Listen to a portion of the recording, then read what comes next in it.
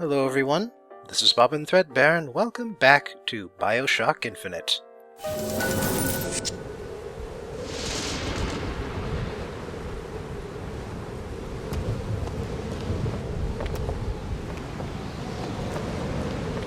Yep, this looks even more hideous up close.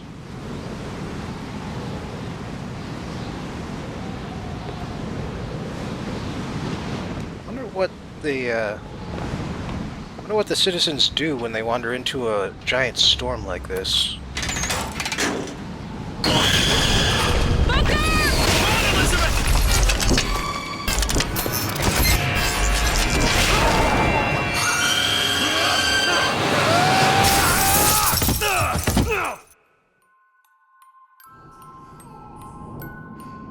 Damn.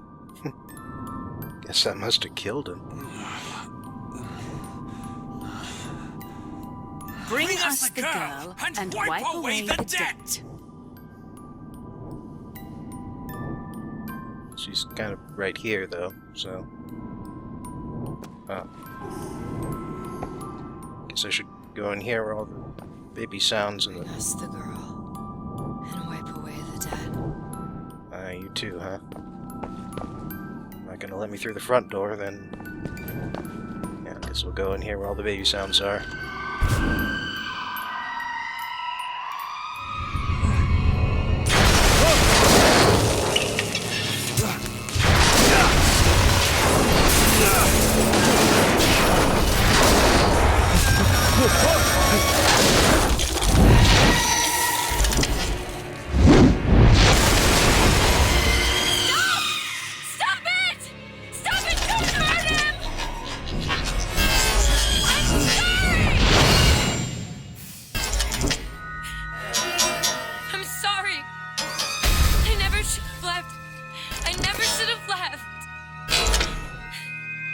Take me back. Take me home. Please.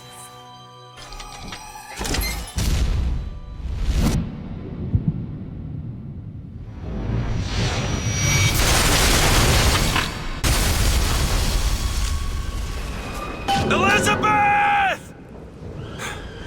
I gotta catch up to her.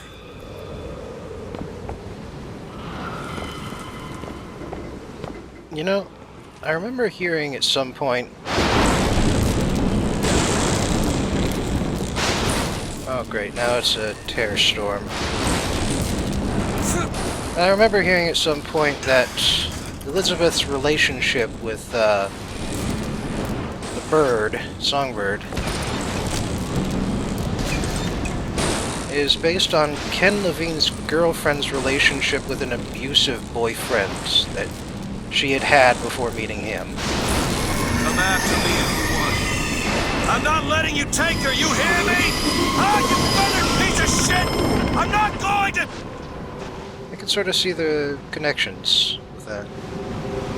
But that's new. Snow. It's July.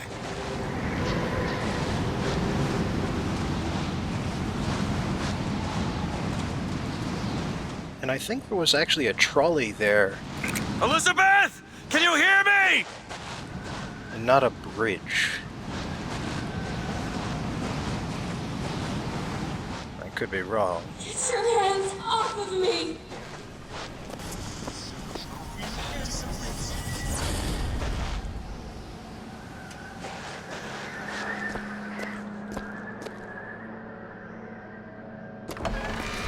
Just take me back to my tower.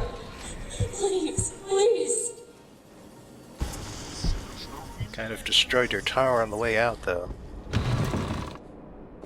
Is that? What the Some men dream of money. Some men dream of love. My father dreamt of a flood of fire.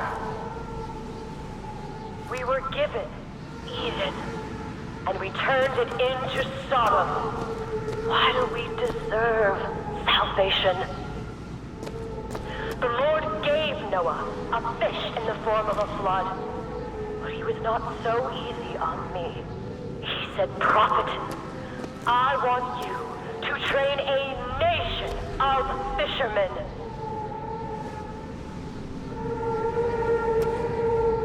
the fisherman thing is, I believe, Taoist? Chinese in any event. And certainly not from the Bible. What is this place? What are you planning to do to me? Still, it's not exactly an uncommon mistake, so...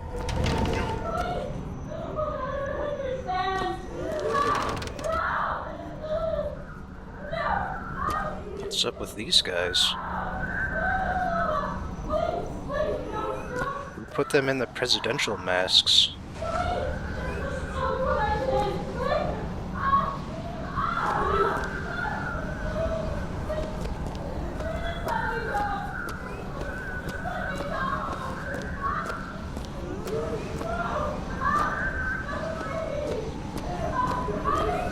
Oh, hello there. Alright, so this guy is actually placed too close to the door for me to evade him. Basically, it's to show you what happens.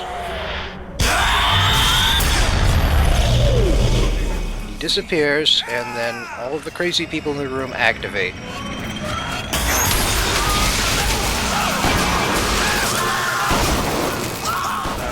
On the positive side... Oh, hell. Crap. On the positive side, they've only got melee weapons, but on the negative side, they both deal an incredible amount of damage, and take an incredible amount of damage. Also, I cannot move, I can only just click the button and walk forward, and here they all are, ready to go.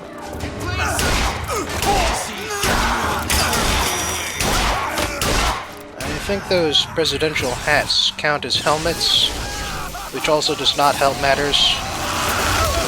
But on the plus side, I found out that you can combine... certain of the superpowers.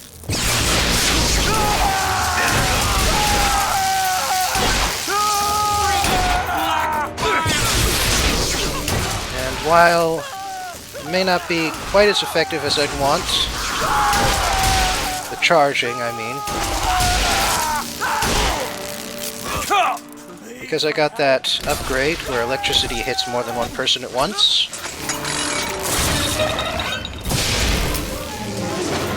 That power becomes remarkably effective against these guys. So yeah, I've also found out that you can combine powers, such as electricity and fire, with crows. I gotta find a way in. Alright. Listen, I just want to see the girl. What were those? Doesn't matter. I just gotta get to the warden's office.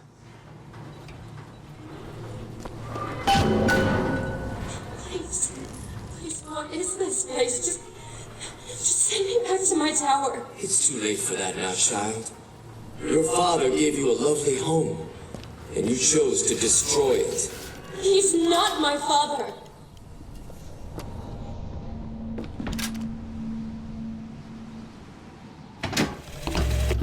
I suppose the siphon is a kind of leash. Yes, my father put it on me. But when the time came, neither did I remove it myself. What would happen if I took off the leash, and I found I was as obedient as ever?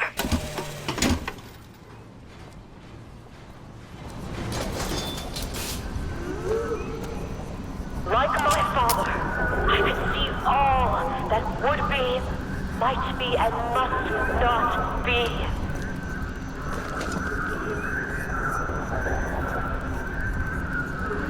So, I forget exactly what these guys are called. Quiet boys or noise boys. Something to do with sound in the word boy. But the point is that if you stand in the light, they will see you. They will activate all of those very hard enemies that are standing around them. Same thing will happen if you try to shoot one of them, or if you try to shoot the noise boy. And I think this is the way forward, so I probably need to double back. But first, let's just look in the operating room here. Child, would you like to pray with me? You're hurting me. Please just let me go. We're going to cure you. I'm not sick. Your spirit is. All I ever wanted is to see you live up to your potential. I really wish you could see people behind those tears. Make things a little more interesting. Our minds are born festering with sin. Some are so blighted, they will never find redemption. The mind must be pulled up from the roots. My children are without blame, without fault, and without choice. For what is the value of will when the spirit is found wanting?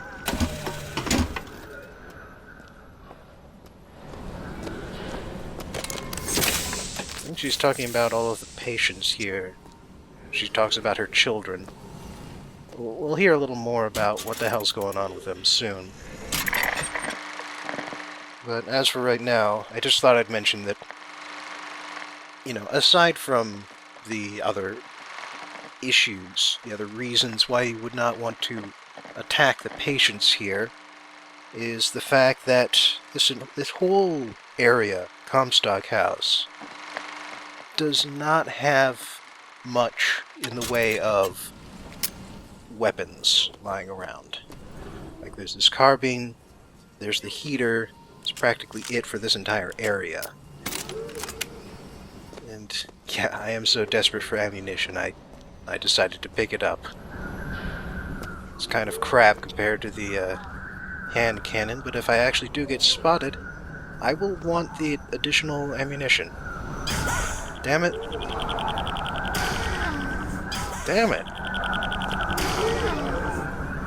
What the hell is up with this guy?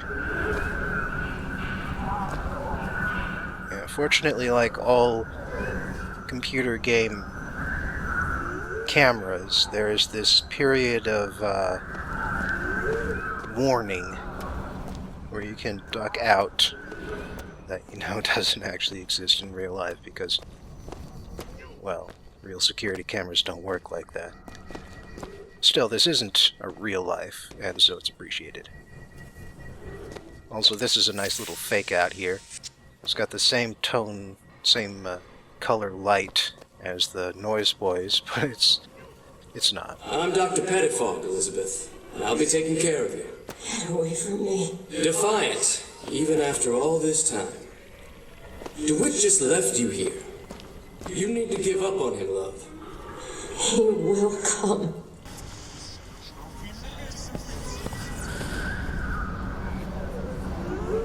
Okay, looks like that light is not a fake out, so best be careful where I go around here.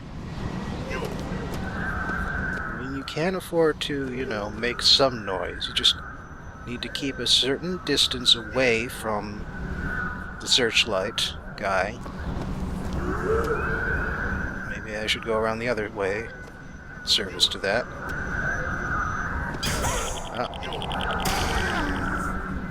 Okay, so this pipe is enough to keep him away.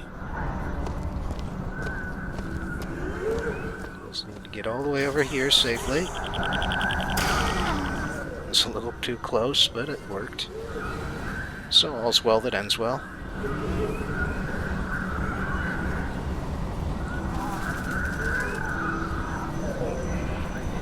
Just gotta make sure he's not looking this way when I jump over this. The specimen needs to be destroyed. We couldn't even hold her in that tower, and now the Prophet... Destroy the lamb? His hair? If we modify the procedure, we could... It would be safer for everyone. It would seem an accident.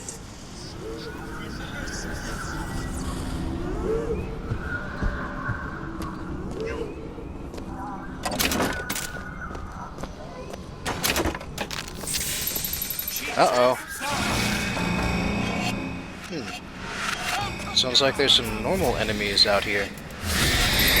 And one of the Raven guys. Hello, Raven guy.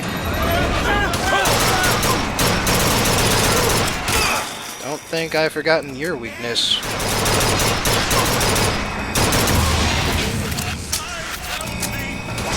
See? There we go.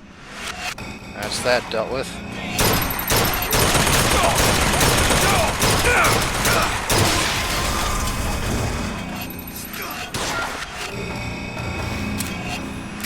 Definitely glad I grabbed this carbine, though. Now, who else is up there? Alright, well that's one.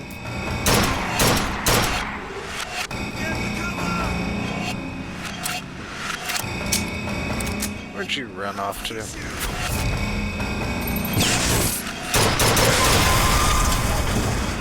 Probably where that lightning hit, so... just behind the place that I can't actually reach with my gun just yet, but... You're not eating, love. Is something the matter? I'm not hungry. You'll need to eat sooner or later. If you hold out for DeWitt, you'll just starve to death. Come now.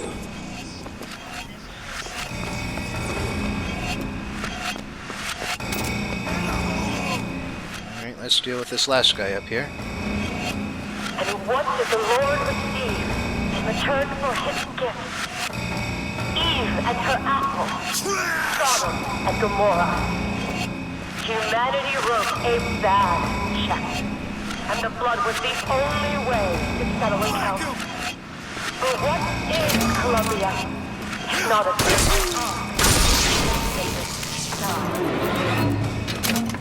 Jeez, finally. Don't even know where the hell you were hiding. But hey! Free hand cannon with full ammunition. Nice.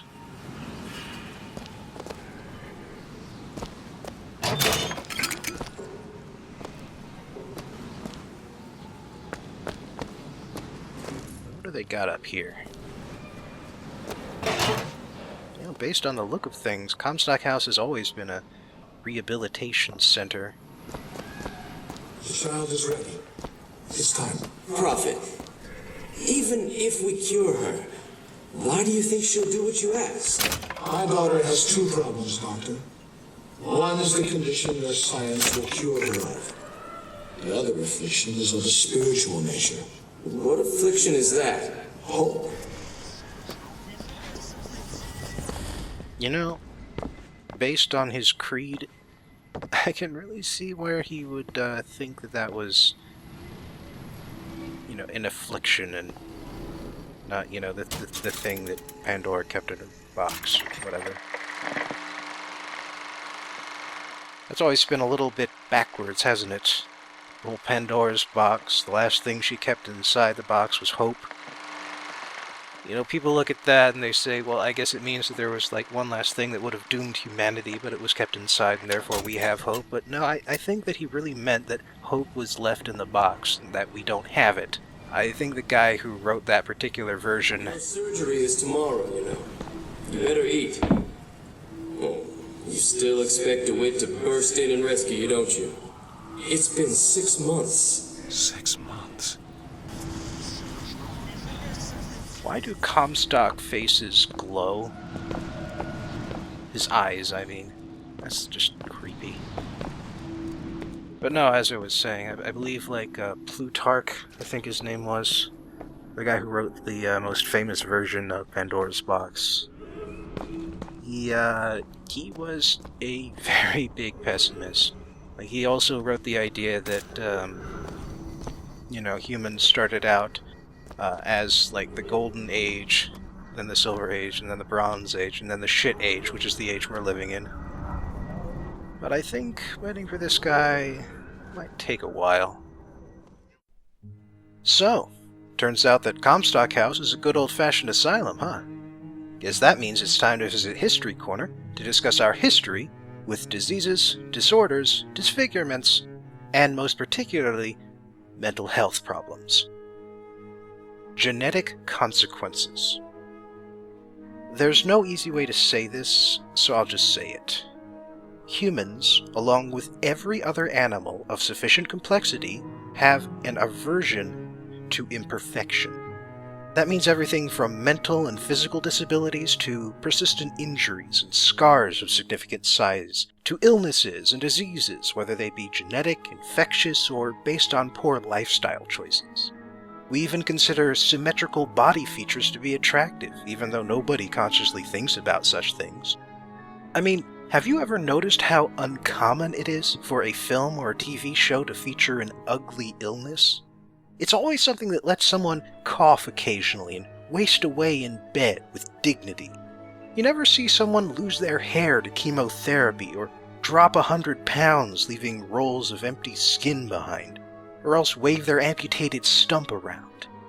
I know there's special effects to be considered, and there are some movies and shows where the ugliness of disease is the point, but on the whole, it's still rare.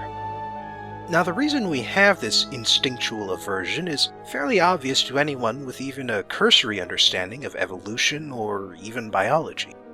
Bad genes which lead to diseases and disabilities can harm a species' ability to survive, and so such genes should not have the chance to propagate themselves. Even if the disability is based on an injury or an infection, it may still be that the individual's genes left it vulnerable, or else it's due to a bad habit that they picked up, which can also die out with the afflicted individual. There are people who think that this instinct should be the beginning and the end of things, and very often they're the same people who believe in the tenets of social Darwinism. After all, why fight nature? Let the strong prevail and let the weak fall to the wayside. Supporting those who can't support themselves is a waste of taxpayer money. If they can't make it on their own, they don't deserve to make it. But there's a reason why this opinion is almost universally assigned to villains in stories of all ages, and it's because it is not a complete picture of the forces at work. Every human understands on a level that's just as instinctual as our aversion to the unusual that none of us is as dangerous as all of us, and we express this instinct through love, friendship, patriotism, self-sacrifice, compassion, and charity. Helping those in need is not only a good act across most every time and in every civilization. The reason it's a good act is because it is more powerful and more effective than the alternative. Helping the injured and the infirm not only keeps them, their stories, and their knowledge alive, it also expands our knowledge of how to heal the sick, bring the wounded back from near death, and improve the lives of people who aren't even unwell. Helping the helpless is not a waste of resources. It is an investment in all of humanity. That said, when we aren't able to actually help, it's all too common for us to resort to our other instinct: justifying our helplessness. Back when we thought that everything happened because one or more gods made it happen, we would often wonder why these extraordinarily powerful beings would do such cruel things to us humans. Things like birth defects, heart attacks, infectious diseases, leprosy, gangrene, menstrual cycles. The list just goes on and on. The book of Job in the Old Testament is all about this question. After Job suffers every possible kind of misfortune, losing his wealth, his family, and his health, his friends show up, and for the majority of the book, they hash out why this could have happened. Job contends that the Lord acts without any real reason, and his friends argue that he must have done something to earn the Almighty's wrath because that's what it means to be a benevolent deity. In the end, Yahweh shows up in person as a whirlwind and chews out both sides for thinking they could guess the motivations of an omnipotent God.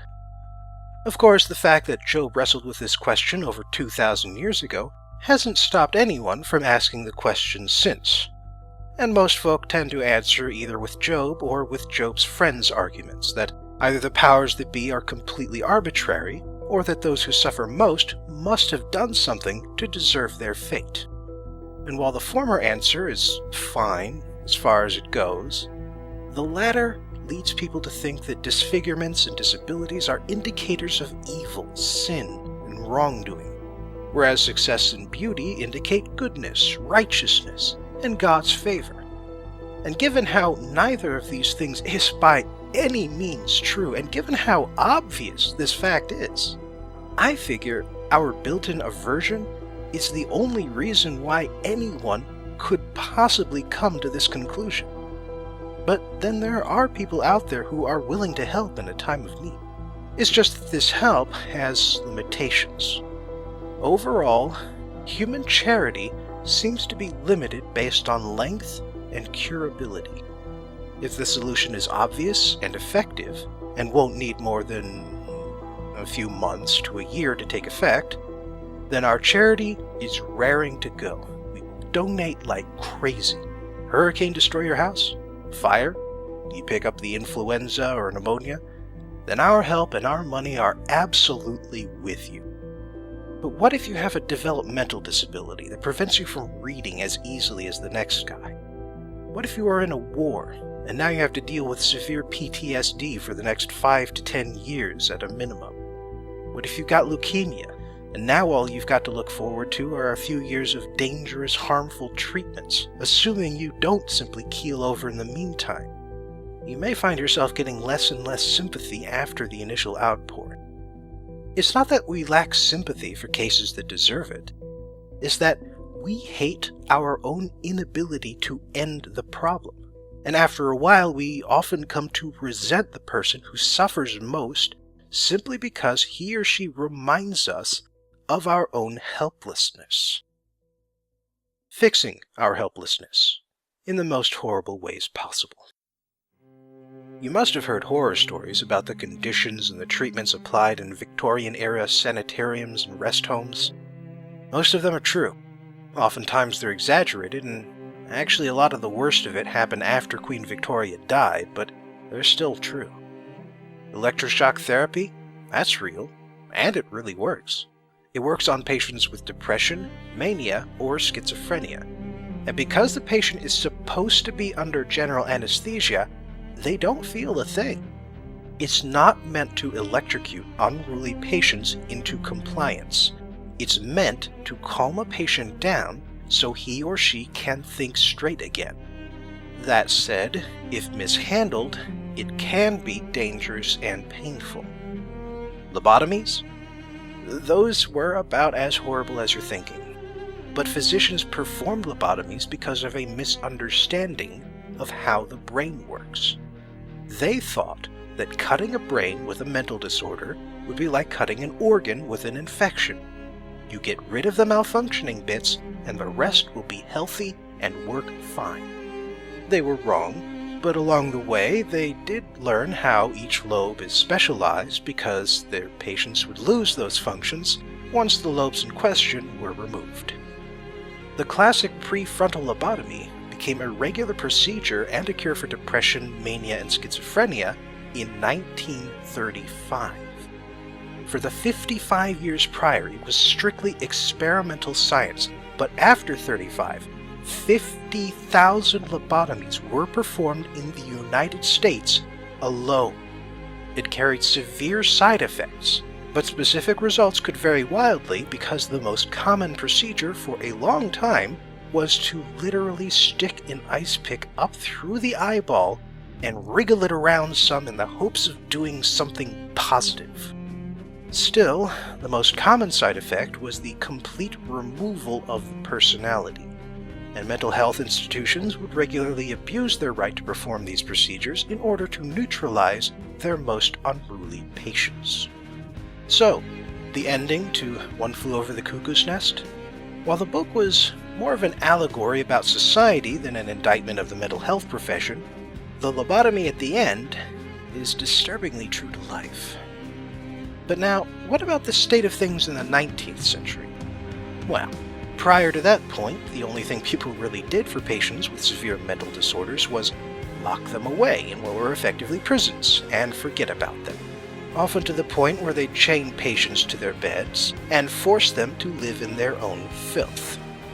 In the United States in the 1840s, Dorothea Dix worked to change all that, publicizing the conditions people had to live in and advocating for more compassionate care.